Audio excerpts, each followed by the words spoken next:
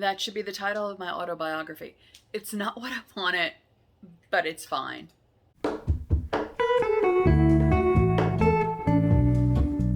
Hello there, welcome back, and thank you so much for stopping by and hanging out with me today. If you're new here, welcome. I'm Theresa, and on this channel we hang out together and talk about things and do things 2 to 3 times a week.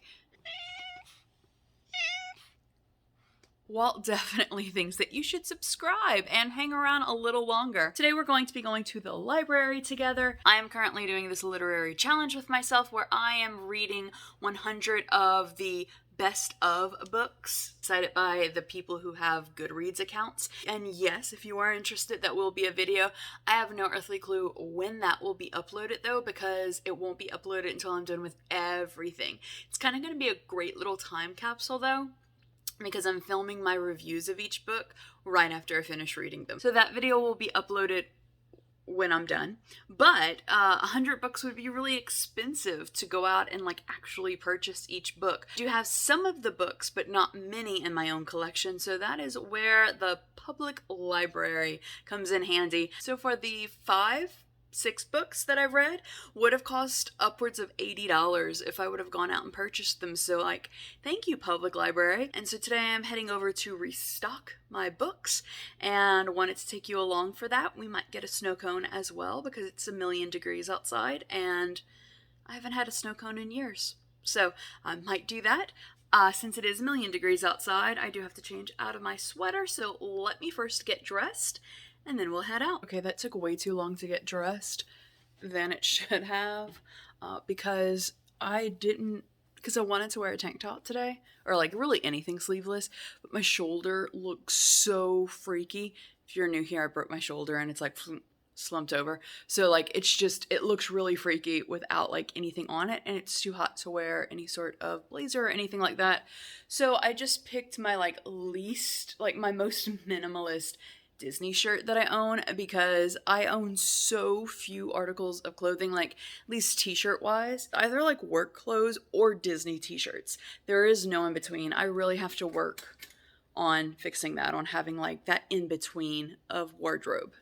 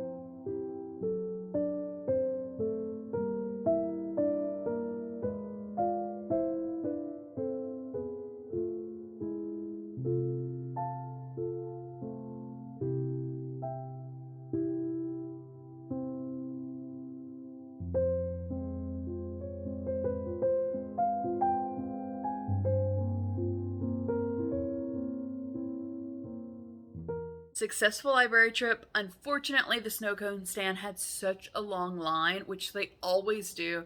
There's a lot of snow cone places in my area, but that is like by far the best, the one that I wanted to go to, and the one that was on the way home. And I sat in the line for about 10 minutes and it didn't move, and I was like, you know what? No, I'm not waiting any longer. I'm making myself some tea from Tazon, I think is the company. This is their cold infused ginger and jaggery tea.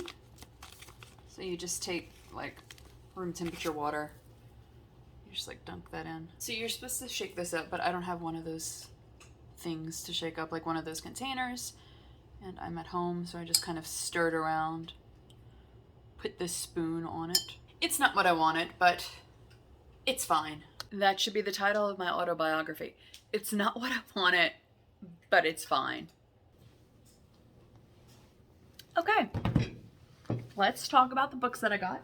So the reason that I wanted to do the whole like read 100 books sort of thing was, or 100 of the best books recommended sort of thing, was to really get out of my comfort zone of what I typically go towards reading. I'm not really out of my comfort zone because I will read like literally anything. I'm not really picky as far as like what I'd like to read, but just read things that I probably wouldn't go to or pick off the shelf. So by doing this, just so you know why I'm not going to give you the synopsis of any of the books, some of these, like, I have, like I've heard of before. Some of these are classics.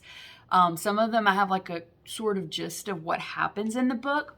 Some, though, I have no earthly clue. And I just, like, literally picked the book by the name or by the cover that was on Goodreads. So, yeah.